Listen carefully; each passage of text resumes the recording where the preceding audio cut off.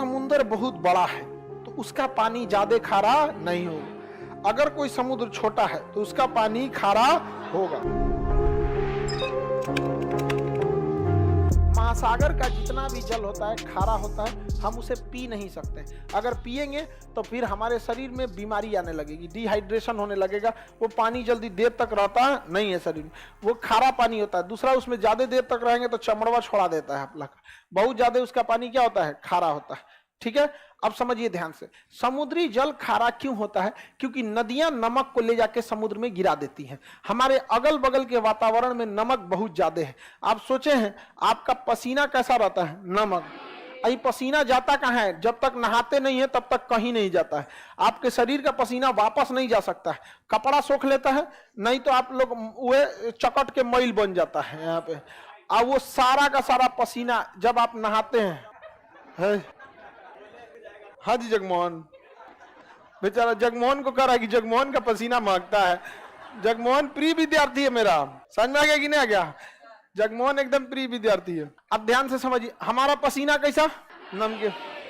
गाय भैंस सब चीज का पसीना हम नहा लेते हैं, सारा नमकीन निकल गया, वो पानी नाली में गया, नाली से बड़े नाले में, नहर होते हुए नदी में। 140 करोड़ आदमी नहाया, किसी ना किसी नदी में गया, वो बंगाल की खाड़ी में गया या अरब सागर में, फिर बना नमक।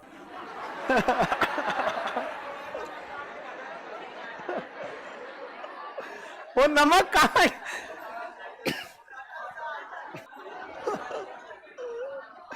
आगे सेंधा नमक खाने लायक है।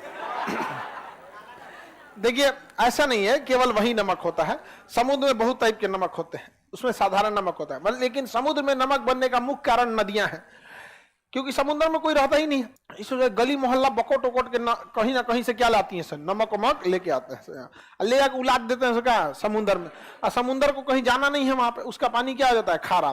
तो बताइए, समुद्र के जल के खारे होने का मुख्य कारण नदियां क्या है? नदियां हैं। देखिए, अगर कोई समुद्र बहुत बड़ा है तो उसका पानी ज्यादा खारा नहीं होगा। अगर कोई समुद्र छोटा है तो उसका पानी खारा होगा, ज्यादा हो जाएगा खारा। अटलांटिक महासागर का खारापन 35 है। कितना है? प्रशांत महासागर का है 31। कितना है? 30 है। कितना है? ना 31। कितना है? 31। हिंद महासागर का तो नहीं, इसका 36 है। हिंद महासागर का 35। हिंद महासागर का 35।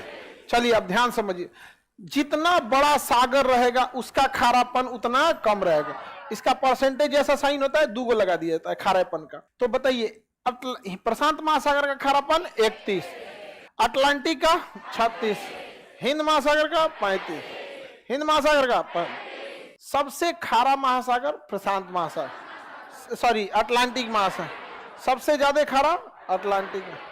जिसका रीजन समझिए आप खुद से, इधर से भी नदियां इधर गिर रही हैं, इधर की भी नदियां इधर गिर रही हैं, इस साइड की नदी इधर, इस साइड की नदी इधर, चारों ओर से उलाट दिया इसी में ले आके, इसका पानी क्या हो गया? खारा। हिंद महासागर का खारापन 35। देखिए, ये सारा नदी जितना इधर से आ रहा है ना, सब इसको क्या बना देगा? खारा बना देता है। प्रशांत महासागर इतना बड़ा है कि कितनों खारा कीजिएगा वो पंचुचुरे लगता है, क्योंकि सबसे बड़ा महासागर है। तो महासागरों में सबसे कम लवणता प्रशांत, सबसे ज्यादा लवणता हाँ, और हिंद महासागर का 35। तो हिंद महासागर की लवणता को ही हम महासागरों की औसत लवणता मान लेते हैं। तो